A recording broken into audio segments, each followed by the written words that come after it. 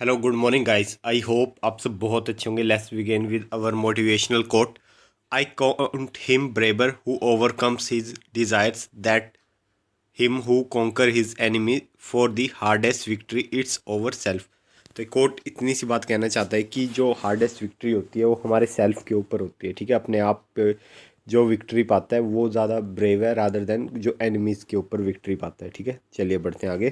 Question number 1, आपको बताना है कौन सी मिनिस्ट्री ने कंडक्ट किया है first ever census of water bodies across India. ठीक है, तो जैसे कि ह्यूमन जो मतलब पॉपुलेशन का सेंसस होता है, पॉपुलेशन की जनगणना होती है, वैसे ही वाटर बॉडीज़ की भी जनगणना होगी। ठीक है, और ये कौन सी मिनिस्ट्री ने कंडक्ट किया था? ये किया था मिनिस्ट्री ऑफ जल शक्ति। ठीक है, और इस सेंसस में 24.24 lakh water bodies have been enumerated in the country, out of which इसमें से मतलब 24.24 लाख अगर टोटल वाटर बॉडीज़ है कंट्री में, उसमें से 23 लाख जो वाटर बॉडीज़ है वो रूरल एरियाज़ में, आपको होता है ओब्वियसली गांव में ही होती है। ठीक है, शहरों में तो होती नहीं। शहरों में है 69,000। इन अर्बन एरिया वो भी मैन मेड ही आधे ज़्यादा। और टॉप 5 स्टेट की बात करें जहाँ पे सबसे ज़्यादा वाटर बॉडीज़ है, ठीक है, वो है आपका वेस्ट बंगाल, उत्तर प्रदेश, आंध्र प्रदेश, उड़ीसा एंड असम। ठीक है, और विच कॉन्स्टिट्यूट, और अगर इन पांचों स्टेट की वाटर बॉडीज़ को एक साथ कर दिया जाए तो ये पूरी कंट्री का 63% होता है। ठीक है, तो इन 5 स्टेट्स में सबसे ज़्यादा वाटर बॉडीज़ है।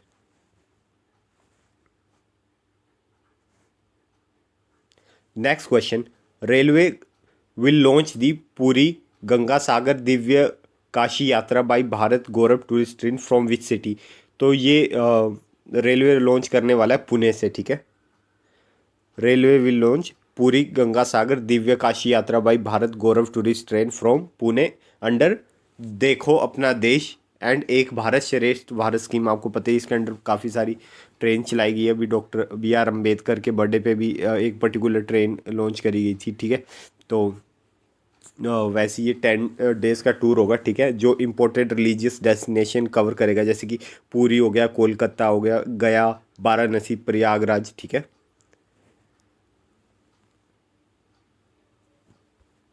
क्वेश्चन नंबर 3, आपको बताना है यूनियन मिनिस्टर सर्बानंद सोनोवाल जी ने इनोग्रेट किया है National Technology Centre for Ports Waterway and Coast. तो कौन सी आईआईटी में इन्होंने ये इनोग्रेट किया? तो ये इन्होंने किया था आईआईटी चेन्नई में। ठीक है, port shipping and waterways minister है सर्बानंद सोनोवाल। तो इन्होंने इनोग्रेट किया National Technology Centre for Ports Waterway and Coast. ठीक है, इन आईआईटी में डिस्कवरी कैंपस है। ठीक है, वहाँ चेन्नई में, आईआईटी चेन्नई में डिस्कवरी कैंपस है वहाँ पे। ठीक है, in Tamil Nadu under the Sagarmala programme the centre has been establish in IIT Chennai at the cost of 77 crore rupees. ठीक है, तो आपको पता है सागरमाला प्रोग्राम इंडिया का। ठीक है, तो उसी के अंडर ये इस्टेब्लिश किया गया ताकि हम अपने वाटरवेज वगैरह को और रोबस्ट बना सके। चलिए बढ़ते हैं आगे। आपको बताना है कि कौन पहले यूनियन मिनिस्टर बने हैं जो इंडिया के पहले विलेज में गए हैं, जो कि है इंडो म्यांमार बॉर्डर में फेक डिस्ट्रिक्ट नागालैंड में। ठीक है, वैसे पहले इन्हें लास्ट विलेज भी कहते थे, लेकिन अब प्राइम मिनिस्टर जी ने इन्हें फर्स्ट विलेज कहना शुरू कर दिया है। ठीक है, तो ये फर्स्ट विलेज है। ठीक है, तो यहाँ गए हैं आपके एल मुरुगन। ठीक है, जो कि यूनियन मिनिस्टर है of state in ministry of fishery, animal husbandry and daring and ministry of information and broadcasting है। ठीक है, वो है एल मुरुगन। ये तो ये पहले यूनियन मिनिस्टर बने हैं जो जिन्होंने विजिट किया है इंडिया के first village on Indo Myanmar border, जो कि नागालैंड में है, फेक डिस्ट्रिक्ट में। ठीक है, fake district. Union minister visit the international trade centre, इसके अलावा वो इंटरनेशनल ट्रेड सेंटर में उन्होंने विजिट किया, जो कि है अवांखू अंडर फेक। ठीक है, फेक डिस्ट्रिक्ट में ही है अवांखू जगह वहाँ पे। ठीक है, और इसके अलावा उन्होंने विजिट किया चैसू विलेज इन फेक डिस्ट्रिक्ट। और ये चैसू विलेज वही विलेज है, क्लेम किया जाता है कि नेताजी सुभाष चंद्र बोस का जो कैंप था वर्ल्ड वॉर 2 के टाइम पे वो यहीं पे था। ठीक है, तो इतनी सी बात आप ध्यान रखेंगे। चलिए बढ़ते हैं आगे।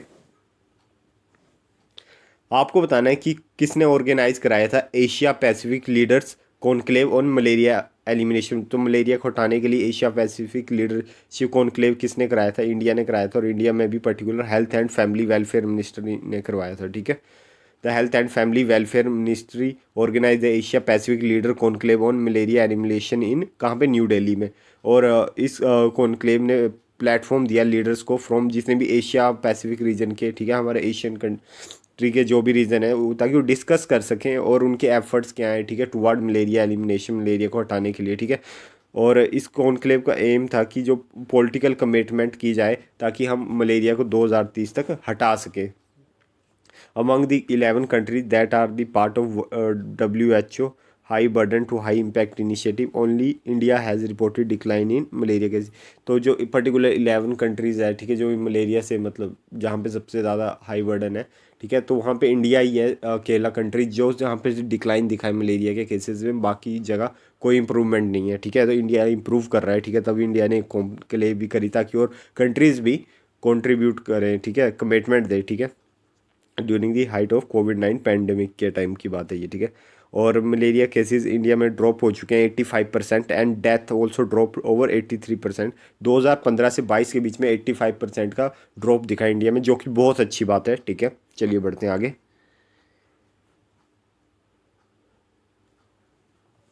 आपको बताना है डीआरडीओ और किसने सक्सेसफुली कंडक्ट करी है maiden flight trial of ballistic missile defence interceptor. तो ये करा है डीआरडीओ और इंडियन नेवी ने मिलके, ठीक है, सक्सेसफुली कंडक्ट कराया है, ठीक है। कहाँ पे हुआ है, और ये ballistic missile defence from naval platform, ठीक है। और कहाँ पे ये कंटेस्ट कंडक्ट कराया था, तो coast of Odisha in the Bay of Bengal, ठीक है। और पर्पस क्या था इस ट्रायल का, ताकि ट्रायल वाज टू एंगेज और न्यूट्रलाइज किया जाए जो भी हमारे होस्टाइल बैलिस्टिक मिसाइल थ्रेट है, हमें कोई भी थ्रेट आ रहा है, ठीक है, तो या चाइना या पाकिस्तान किसी भी कंट्री से, तो उसके लिए उसे न्यूट्रलाइज किया जा सके, ठीक है। Thereby elevating India into elite club of nation having naval ballistic missile defence capability, ठीक है। तो अब इंडिया में naval ballistic missile defence capability भी है, ठीक है। प्रायर टू दिस, इसके पहले डीआरडीओ ने सक्सेसफुली डेमोन्स्ट्रेट भी करा था land based ballistic missile defence system Indian army के लिए, ठीक है। तो डीआरडीओ के चेयरमैन है डॉक्टर समीर वी कामत।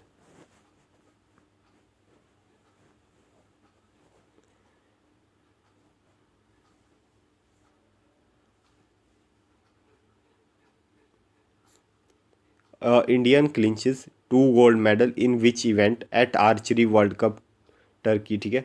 तो आपको बताना है कि इंडिया ने जो 2 गोल्ड जीते हैं, ठीक है, आर्चरी वर्ल्ड कप में, टर्की में जो हुआ था आर्चरी वर्ल्ड कप, तो उसमें कौन कौन से इवेंट में इंडिया ने गोल्ड मेडल जीते हैं। तो इंडिया ने जीते हैं both A and B, compound mix team और वुमेन्स इंडिविजुअल कंपाउंड, ठीक है। तो इंडिया वोन 2 गोल्ड मेडल जीते हैं, ठीक है, पहला मिक्स टीम इवेंट और second women individual in the archery world cup 2023 stage 1 in Antalya Turkey, ठीक है। जो इंडिया ने मिक्स जीता है उसमें थी ज्योति थी एक, और एक थे ओजास, ठीक है। इन दोनों ने मिलके गोल्ड मेडल जीता है, और इसके अलावा जो ज्योति हैं उन्होंने इंडिविजुअली भी गोल्ड मेडल जीता है, ठीक है। आप ये देख सकते हैं, ये वो दोनों प्लेयर जिन्होंने गोल्ड मेडल जिताया इंडिया को, ठीक है, टर्की में। Next question, India men's recurve team, ठीक है, जो इंडिया की टीम थी, ठीक है, उन्होंने कौन सा मेडल जीता है एट एटलांटा टर्की, वही सेम वर्ल्ड कप जो हमने क्वेश्चन नंबर 7 में डिस्कस किया। तो जो इंडिया की टीम थी, ठीक है, 3 लोगों की ये टीम थी, तो इन्होंने जीता है आपका सिल्वर मेडल, ठीक है। Indian men recurve team finish with a silver medal after archery world cup 2023 stage 1 in the Atlanta Turkey. वैसे तुर्की बोलते हैं, उन्होंने अपना नाम टर्की ने चेंज कर लिया काफ़ी टाइम पहले, तुर्की बोलते हैं, वैसे टर्की नहीं बोलते, ठीक है। और इस टीम में कौन कौन से तो थे, तरुणदीप राय, ठीक है, अतंता दास और धीरज, ठीक है, तो इन्होंने मेडल जीता। तो इंडिया ने ओवरऑल 2 गोल्ड, ठीक है, एक सिल्वर और एक ब्रॉन्ज मेडल भी जीता है, ठीक है, इस कंपटीशन में। ये आप देख सकते हैं वो तीनों में पर्सन है जिन्होंने सिल्वर मेडल जीता है, ठीक है। आपको बताना है कौन सी सिटी ने टॉप कर लिया वर्ल्ड की वेल्थिएस्ट सिटीज इन 2023। तो सबसे अमीर सिटी कौन है वर्ल्ड की, तो वो है यूएसए का न्यूयॉर्क सिटी, ठीक है। New York top as in new list of the world wealthiest city in 2023, जबकि जापान की टोक्यो सेकंड नंबर पे है, ठीक है, और उसके बाद है सिलिकॉन वैली, ठीक है, वो भी थर्ड स्पॉट पे है, वो भी यूएसए की है, ठीक है। तो टॉप 3 पे यूएसए की 2 सिटीज़ है, ठीक है। और मुंबई है आपकी 21 में, और दिल्ली, बेंगलोर, कोलकाता, हैदराबाद, इनका भी मेंशन है इस लिस्ट में, ठीक है। और इस लिस्ट को निकाला था लंदन बेस्ड कंसल्टेंसी है हैनले एंड पार्टनर्स, उन्होंने रिलीज़ करा ये डाटा, ठीक है। और चाइना और यूएसए ने सबसे ज़्यादा डोमिनेट किया है, सबसे ज़्यादा सिटीज़ है किसी की तो चाइना और यूएसए की है। आपको बताना है external affair minister doctor Jaishankar ji ने को चेयर करा है, कौन सी एडिशन था ये, इंडिया गुआना जॉइंट कमीशन, ठीक है। तो इंडिया गुआना जॉइंट कमीशन का ये 5th एडिशन था, ठीक है, जिसे को चेयर करा है Indian foreign minister doctor S Jaishankar, ठीक है। और डॉक्टर जयशंकर जी ने मतलब विटनेस किया exchange of agreement in migration and mobility and air connectivity, ठीक है। और also address the India Guyana business round table, ठीक है। गुआना की मतलब हम बात करें, ठीक है, तो कैपिटल हो जाएगी जॉर्ज टाउन। कॉन्टिनेंट कौन से कॉन्टिनेंट में आता है, साउथ अमेरिका में आता है, ठीक है। ऐ- और गवर्नमेंट की बात करें तो Republic, unitary state and semi presidential system है। यहाँ भी ऑफिशियल लैंग्वेज इनकी इंग्लिश है। प्राइम मिनिस्टर है इनके मार्क फिलिप। और आपको जैसे मैंने बताया कि Guyana a country on South America North Atlantic coast पे, ठीक है।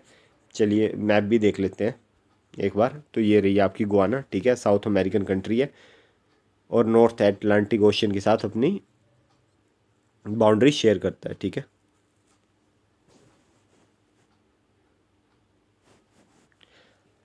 क्वेश्चन नंबर 11, ऑल दो मैं पहले बता देना चाहता हूँ ये क्वेश्चन हो सकता है आपके एग्जाम से रिलेटेड ना हो, लेकिन कल को ऐसा नहीं है कि सभी गवर्नमेंट जॉब करेंगे, ठीक है, कुछ प्राइवेट जॉब भी करेंगे, तो उनके लिए ये इंपॉर्टेंट है, ठीक है। आपको सारी नॉलेज होनी चाहिए, ठीक है गाइस। तो इसीलिए मैंने क्वेश्चन ऐड किया है। आपको बताना है कौन सी कंपनी ने टॉप किया है in the company to work in India as पर LinkedIn latest list of top 20। तो मैं बता देता हूँ, सिंपल सी बात है, वो कौन सी कंपनीज है अब ध्यान से सुनिएगा, इंडियन कंपनीज की बात नहीं कर रहा हूँ मैं, ये बात कर रहा हूँ वो कौन सी कंपनी है जो इंडिया में है और वो बेटर वर्किंग प्लेस है वर्कर्स के लिए, ठीक है।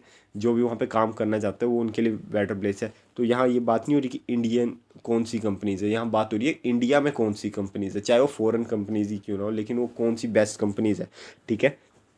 तो टॉप कंपनी है जिसने टॉप करा है इस लिस्ट में, वो इंडिया की कंपनी है वैसे, टाटा कंसल्टेंसी सर्विसेज, टीसीएस, ठीक है। तो टीसीएस इंडिया की लार्जेस्ट आईटी फर्म है, टाटा कंसल्टेंसी सर्विस, ठीक है।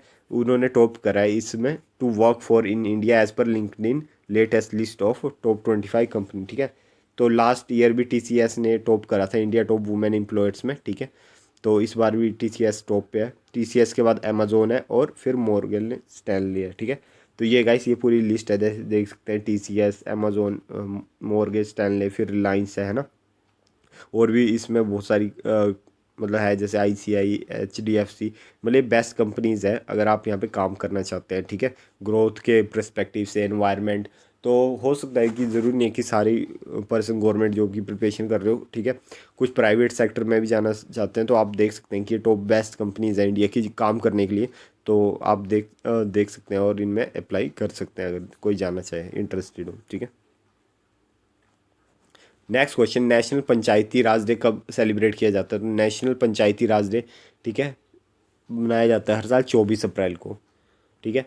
क्योंकि 24 अप्रैल को ही क्यों मनाया जाता है, क्योंकि 24 अप्रैल को ये 1993 में ये इंडिया में इम्प्लीमेंट हो चुके थे, ठीक है। जो कॉन्स्टिट्यूशनल अमेंडमेंट एक्ट है, और एग्जाम में डायरेक्ट क्वेश्चन पूछता है कि पंचायती राज से कौन सी अमेंडमेंट रिलेटेड है, तो ये है 73rd कॉन्स्टिट्यूशनल अमेंडमेंट एक्ट जो 1992 में आया था, लेकिन जो इम्प्लीमेंट हुआ 24 अप्रैल 1993 में ये इम्प्लीमेंट हुआ है। तो ये डायरेक्ट क्वेश्चन बनता है, तो इस अमेंडमेंट को जरूर याद रखिएगा। 73rd constitution amendment is related to Panchayati Raj system and 74th constitutional amendment act is related to urban local bodies, ठीक है। जैसे गांव में पंचायत होती है तो शहरों में अर्बन लोकल बॉडीज़ होती है, ठीक है। तो इस चीज़ का ध्यान रखिएगा। और पंचायती राज बेसिकली क्या है, लोकल सेल्फ गवर्नमेंट की बात करी गई है, ठीक है। तो local self government is management of, मतलब वहाँ के जो लोकल अफेयर्स मैनेज करेगी, ठीक है, जो भी वहाँ पे इलेक्टेड पर्सन होगा, ठीक है। और PRI was constituted through 73rd constitution amendment act 1992, ठीक है। तो पंचायती राज अपने आप में एक बहुत बड़ा टॉपिक है, ठीक है। मतलब इसमें ही 5 से 10 मिनट की वीडियो बन जाएगी। अगर आपको इसमें पर्टिकुलर वीडियो चाहिए पंचायती राज सिस्टम में और अर्बन लोकल बॉडीज़ में, तो आप मुझे कमेंट सेक्शन में कमेंट कर सकते हैं, मैं इस पर एक डेडिकेटेड वीडियो आपके लिए ले आऊँगा, ठीक है। तो गाइस ये था नेशनल पंचायती राज डे के बारे में, ठीक है। सो आई होप गाइस आपको ये लेक्चर पसंद आया होगा। मिलते हैं कल सुबह 6 बजे अपने करंट अफेयर सेशन में, तब तक टेक केयर।